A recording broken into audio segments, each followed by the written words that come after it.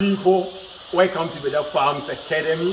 My name is Kennedy, a Ghanaian poultry farmer and also a U.S. Navy veteran. As you know, maybe if you've been on the channel before, you are at the right place. Where we talk about poultry farming, where you talk about the poultry feed, where you talk about prices, where you talk about the problems in poultry industry. So that's what we do here. So today too, last time as I told you, we are about to receive the 15,000 best, and here they are, as you can see. So now we are in Bedak Farms. Where we did the preparation was Kempi Farms. Now we are in Bedak Farms, and the 15,000 best we brought here 7,000, about 140, and we're about to go through all the steps that we did, how the best came in, what are the mortality, the feed, the glucose. I know you have been watching more videos and even you have done some videos about it, but as you know, as compared to the last one we did last time, I'm kind of asking some questions that you may ask, because we want you to be part of the family, that even if you have not been a poultry farmer before, the first day you can even start your own poultry farm. All right, so please, if today is your first time, share, like and comment about video. You can see the birds around, about 7,000 something all around. You can see them. So now here we are breeding the white and the brown ones together, and we're gonna explain it. We're gonna tell you, are they gonna pick? No, because when they start from the early beginning, they don't really pick themselves. But if you don't breed them together, if you don't brood them together and you bring them together, they will pick. But let's go to Sammy and let me ask some more questions and other stuff you want us to know. So let me ask Ko. Normally I call him Ko, so let me ask about this question. One, when the birds came in, I know you also know where did they come from? Actually, as a Badak farm and a Kembeba company as an umbrella, we do import our dairy right from Belgium. Okay. So that means these birds we imported ourselves. Yeah. Okay, that's right. We did it ourselves. We import birds every month to Ghana. Now we have somebody who has imported birds from us, about 40,000 birds, and this weekend we are going to deliver to him. That is from Belgium, about 40,000 birds. That man got money, right? I know. So let's continue. Now, so if you want more birds, you can, or if you want to purchase DO chicks, you can contact us. So now let's come to the video and let's talk about, let's come to the chart. These birds, when they came in, what were the mortality rates and maybe the death? What it is? Actually, the full pallet was 18,500. Okay. 18,500, and after delivering them into our brooder house, we receive about less than 15 chicks. Okay. And yeah. So less than 15 birds that died. Yeah, Yes. out of 18,000. Out of 18,000. Then let me ask, out of the 18,500, about 15. That was true, people. That was true. I was here. So let me ask, what about after you received them, you had only maybe the 15 died, which is the mortality in the cages. Yeah. Haven't any bird died anymore, or you have not faced any mortality anymore? Oh, actually we have received, but just that, you know, sometimes when the day chicks comes, they do have a yolk in them, and you can see that if the yolk is not melted, you have to at least remove the chick. So let's get here and get an example like this birds. So mostly like this. So the yolk maybe at times will be at their let's say at their private part here, right? Yeah. So if some of them are not strong, at times they kind of let's get to this bed and see the bed here, and let me show you picture. And I'm trying to get you a nice one right here. Yeah. So right here, right? That's what you're talking about. Yeah. So that is the difference. Yeah. So if the yolk is not able to melt, they become weak, and they die. Okay. Yeah. So that is the mortality at time that can happen. That is the reason why right from glucose, you have to give them antibiotic vitamin to melt it. I see. Yeah.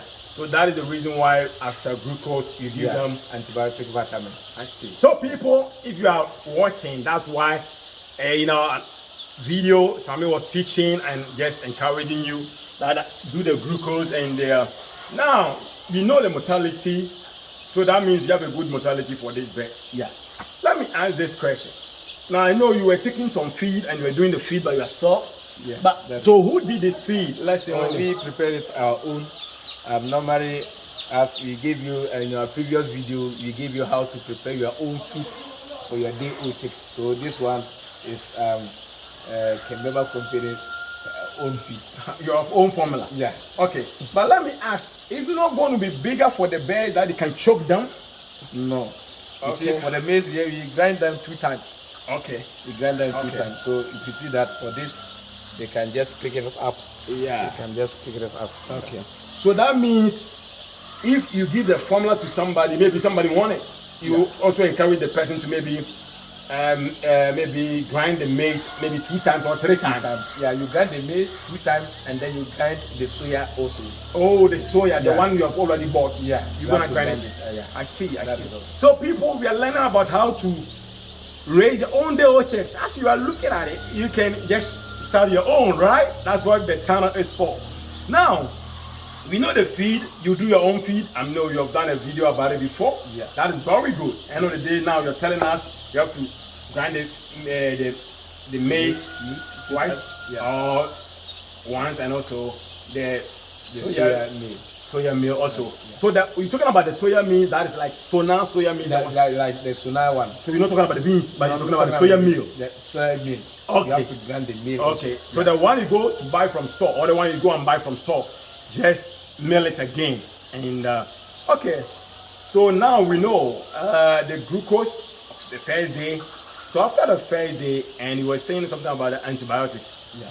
Does it mean if I don't give them the antibiotics, are the birds going to die? Or what is going to really happen? Oh, actually, that was what we just said.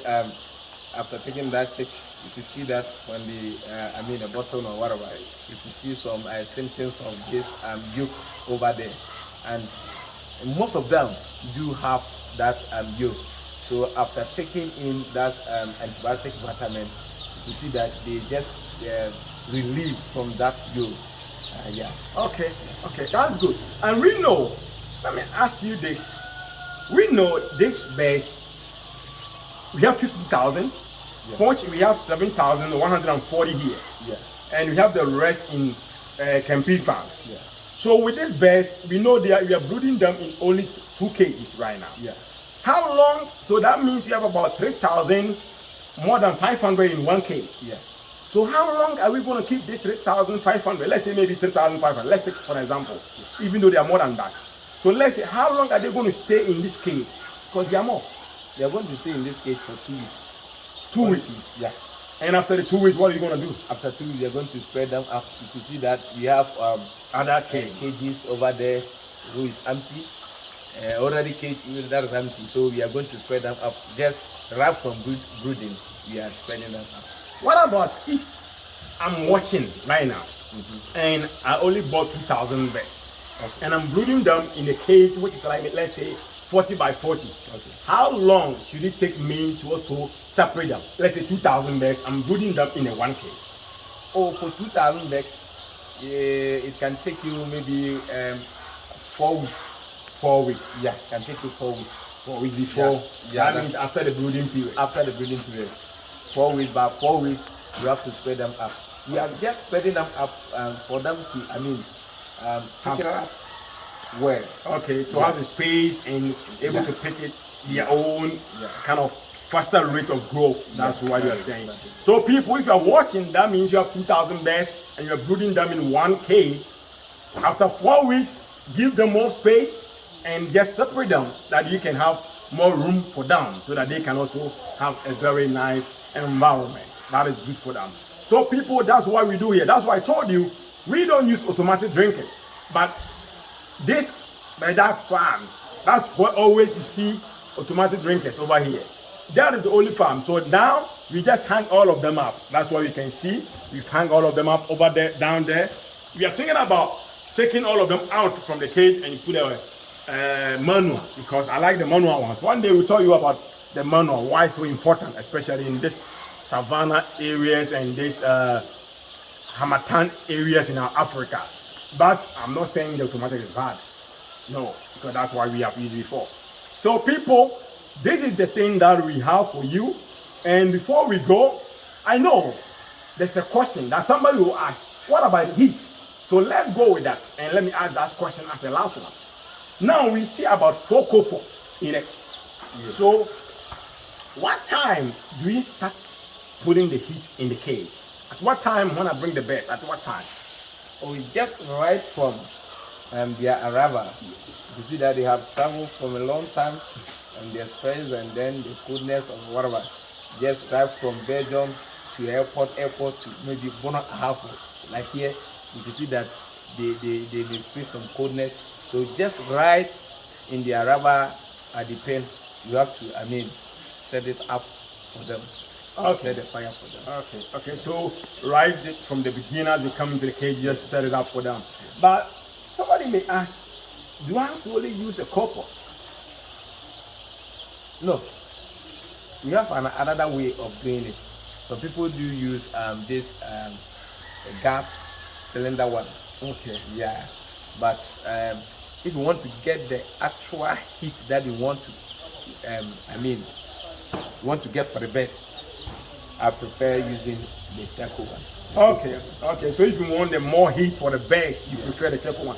That's a quick one, because it just came to mind like the one that we use here is kind of something. It's not being made at the store or at the market. No.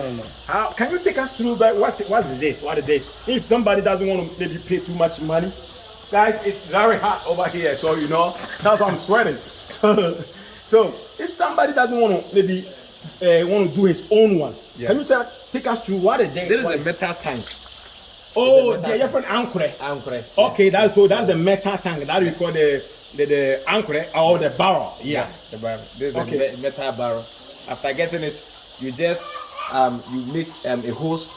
You use this needle, maybe 4 inches needle or and in the nails. The nails. Sorry. Yes. Nails. Sorry.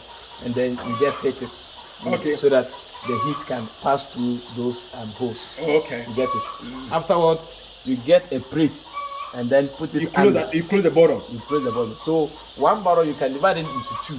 You can divide it into 2. Okay. Yeah. Okay. Afterward, you just get into this other people. They get you iron rods and then make it a stand. That is it. Okay, so people, that's why Sammy took us through about our day-old chicks, about making your own charcoal pot or whatever you call the source of heat. That is a barrel. That is the metal barrel that you call anchor in a can. End of the day, use your own nails, punch holes in it, like maybe make it a vertical way, all the way through, all the way around, so that the heat can be able to penetrate through the thing. And as he said, use the what's the name? The iron rod to just make it the stand for it. It's very hard. You see me sweating? Yeah, people, we are back in Africa. So till we meet next time, keep on watching our videos. We are coming in with more videos. The next thing, we have some pig farming. We want to stop. We want to leave pig farming. It's so sad. I want to come with that video with you and share it with you. But till we meet next time and say, chase your dreams and money will follow you. Peace. Shalom.